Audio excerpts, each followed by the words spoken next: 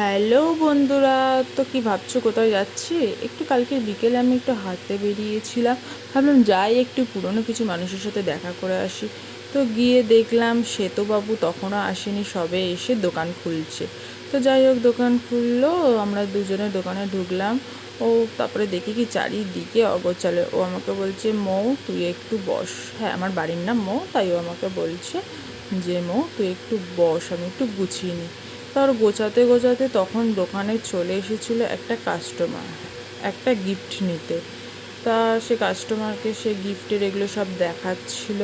তো customer gift পছন্দ করছিল কি নেবে না নেবে। তারপর ওর কাস্টমার একটা বাচ্চার জন্য প্লাস একটা গাড়িও নিল। তা গাড়ি নেওয়ার পর ও সেটাকে গিফট প্যাকিং করে দেবে। তা এদিকে সব গল্প গুজব করছি, যেহেতু অনেক দিন পর দেখা হলো, তাই গল্প গুজব করছিলাম। আমি ওকে জিজ্ঞেস করছিলাম কি রে কেমন লাগলো, ভালো লাগলো নাকি। ও বলছে হ্যাঁ খুব ভালো লাগছে এইসব বলে। আমি আমার মানে একই মারছি। জোরে বলো তো না। দেখো এখানেও সুন্দর করে গিফটও প্যাকিং করে দিচ্ছে। আর ও এত লজ্জা পাচ্ছে, হেসে সেই ক্যামেরার দিকে তো তাকাচ্ছে না, হেসেই পাগল হয়ে যাচ্ছে।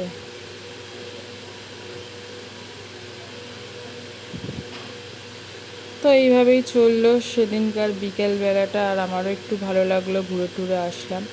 আর ওর দোকানটা হচ্ছে সব কসমেটিকের দোকান, আর খুব রিজনেবলের মধ্যেই আছে। তো তোমাদেরও যদি কারোর কিছু পছন্দ হয় তো বলো, চেনা জানা। ও অর্ডারও তো পার্সেল অনেকদিন করে পর দেয়। এসেছি, আমরা গল্প গুজব একটু করছি, বুঝেছো। তারপর একটু বাড়ি যাব, অনেকক্ষণ হয়ে গেল এসেছি। আর ও খুব সুন্দর সুন্দর জিনিস বিক্রি করে, কেউ নিতে চাইলে আমাকে ইনবক্স করো, আমি ওর কন্ট্যাক্ট নাম্বার দিয়ে দেবো।